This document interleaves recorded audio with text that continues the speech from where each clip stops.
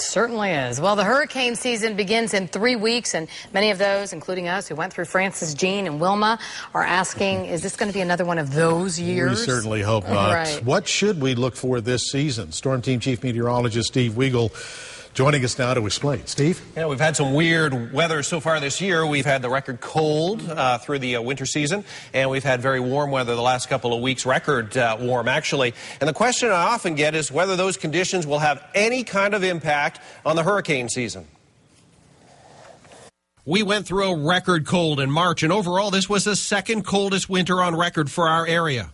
We've been down here 12 years, and this is the coldest we've experienced in 12 years. The cold caused power outages, forced farmers to scramble to save their crops, and took a deadly toll at tropical fish farms. It's been too cold for too long, and the fish just can't handle it. The unseasonably cool weather was caused by El Nino, which forms about every 5 years and changes the wind patterns from the Pacific to the Atlantic. The heavy snowstorms in the Northeast and Mid-Atlantic were the result of El Nino. Some in our area are hoping that the cold winter that we experienced will make for a calm hurricane season. The thinking is that the cold weather will calm the hurricane season and make it more difficult for hurricanes and storms to form. But that's just wishful thinking. I know of no real correlation between what the winter is like and what the hurricane season will be like. So I don't think we can really forecast much for what will happen this hurricane season based on that. But that same El Nino that caused those cold conditions now could actually result in a busy hurricane season. So here's the warm water that's causing the El Nino that we've had for the last year.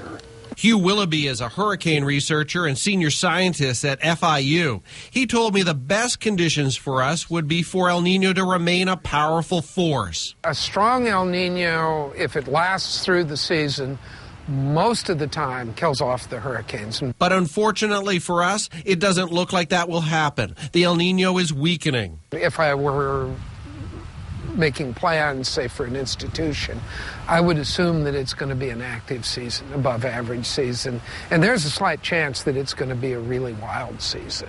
As for that cold water we hoped for, it's actually 2 degrees warmer than usual in the tropical Atlantic where the storms form, and the warm water gives the hurricanes more power. That is a bad sign for an active hurricane season.